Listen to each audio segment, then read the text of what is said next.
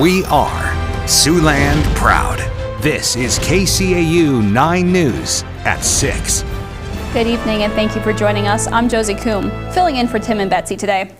Over a decade now, a Lamar's family has been making thousands of baked goods a year in their home with no plans of slowing down. KCAU 9 reporter Tyler Euchner spoke with one of the bakers about the recipes and how they handle making so much food.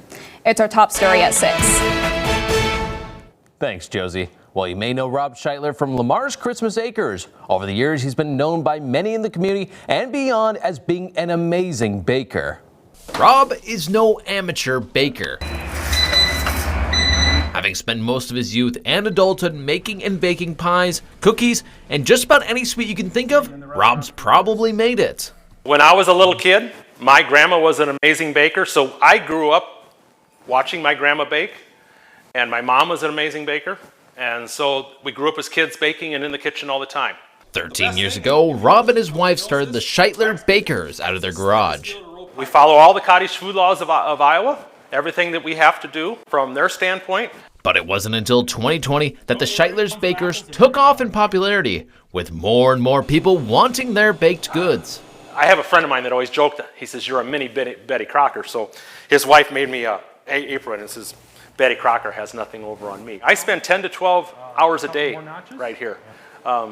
Almost, sometimes 7 days a week, we are baking. This week for Thanksgiving, hundreds of pies will go out of here. We call it 2 weeks of chaos. To keep up with the demand, Rob bought a propane oven, an expensive dough roller, and even a couple industrial fridges. Rob says every baked good is made like it's the 1960s. So a lot of our recipes, believe it or not, the 1964 Betty Crocker cookbook. We used a lot of those. My mom got one for her wedding gift, and so we use a lot of them recipes yet today. A lot of those recipes were used in my uncle's restaurants. A lot of the recipes I use yet today are from my uncle's restaurant. I've created a lot of my own recipes. Thanksgiving isn't the only time the Scheitlers are busy. The family is constantly making pies and other baked goods for the Lamar's Farmers Market, the Plymouth County Fair, and of course, residents. While it may be stressful at times, Rob has learned to step away from his kitchen when he needs a break. Anybody that has a small business in their home and does this, you've got to take a break and walk away from it for a while. And I've learned that. So maybe every couple hours, I need to go take a break. And you got to go out and get fresh air and come back, and then you're ready to go again.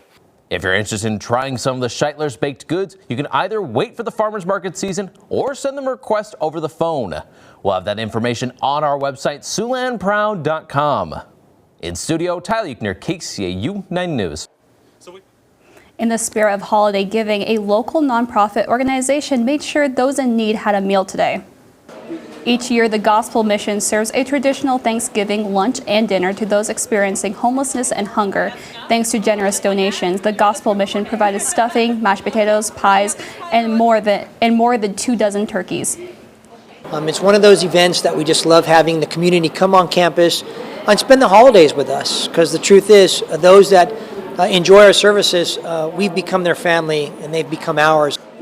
Several volunteers came out today to help, including one who shared that his family has been volunteering for 4 years, making it an annual tradition. It kind of gives a different meaning to Thanksgiving, makes you thankful for what you do have, and it's fun to be able to give back to the people that don't have a family to go to Thanksgiving to celebrate with. Organizers say they also plan to host a free meal on Christmas Day for anybody in need. Hosting Thanksgiving can require a lot of storage space, and it can be challenging for some shoppers. This year, Hy-Vee is helping make the holiday easier for many families. Earlier today, all Hy-Vee locations with hot food service prepared and boxed up Thanksgiving meal packs for customers. Throughout the morning, customers picked up their pre-ordered holiday meal packs between 8 and 11 a.m. This initiative offers meals packs that they can feed anywhere from 2 to 12 people, estimating the hassle and stress of last-minute shopping. And checking back in with meteorologist Taylor King to look at the forecast. Taylor? Thanks, Josie. We're going to be seeing temperatures right now are a tad chilly. We're seeing temperatures right now in the 20s across the board, 24 here in Sioux City, 25 up in Lamar's and Cherokee. Down by Neely and Norfolk, they finally broken down into the 20s with 28 and 27 respectively. Omaha still holding out at 32. And we're expected to continue to see cooler temperatures move into the region, as we're going to be seeing temperatures hanging out mainly in the mid to upper teens, with 18 as our low here in Sioux City, 16 over by Norfolk, and 13 all the way up by Estherville. So it's looking like it's going to be a little bit chilly as we get those winter storm moving into the area. Josie. Perfect. Thank you, Taylor. And it's not just in Siouxland. Treacherous conditions threaten to derail travel across the country, both on the road and in the air. ABC's Jacqueline Lee has more. Tonight, an intense lake effect storm causing treacherous Thanksgiving travel conditions. In Buffalo, New York, winds gusting up to 55 miles per hour on the waterfront, creating blizzard-like conditions. The snow coming down in parts of Michigan, Pennsylvania, and New York will be measured in feet. In Minneapolis, plows hard at work. Residents too. I like it if I didn't have to shovel it. In North Dakota, the terrifying moment a white pickup truck slides off the road into a ditch, just barely missing state troopers. A new storm threatens to upend the return trip home, especially in the Midwest, starting Saturday.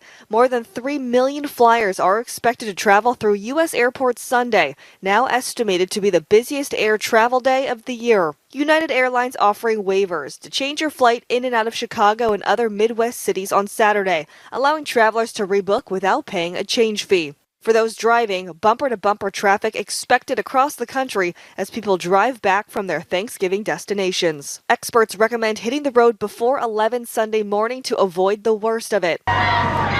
Today, traffic was flying on some streets around the country. A slightly frozen Teddy the Turkey parading through Chicago. Minnie Mouse taking flight in New York despite the worry of winds. Mickey joined Minnie in Philadelphia, along with an all-new Balloon Ray mascot for GMA. Jacqueline Lee, ABC News, Los Angeles. If you're one of the thousands driving this holiday weekend, officials have some safety reminders. City and state traffic enforcement will be out on the look for impaired drivers over the holiday weekend, as well as distracted drivers and speeding. With a snowstorm in the forecast, officers are reminding Siouxlanders to be prepared before they hit the roads. So make sure that you have your travel plans, you know what route you're going to take, as well as having an emergency kit in your car, especially a phone charger, some water, maybe some snacks. Make sure your windshield wipers are working, as well as you've got good snow tires on so that you can get to your destination safely. And officials with the DOT also want to remind drivers if they see plows out on the roads this weekend to make sure they give them plenty of space to clear the snow. Speaking of travel, there is some good news for Highway 75 commuters. Traffic has returned to normal going southbound on US 75 near Merrill, Iowa. This is after work of the BNSF Railroad required partial closures. However, northbound travel is still under construction. The reconstruction of Highway 75 between Merrill and Hinton was originally scheduled to be completed by Thanksgiving, but a rainy spring and summer forced the completion date to be delayed.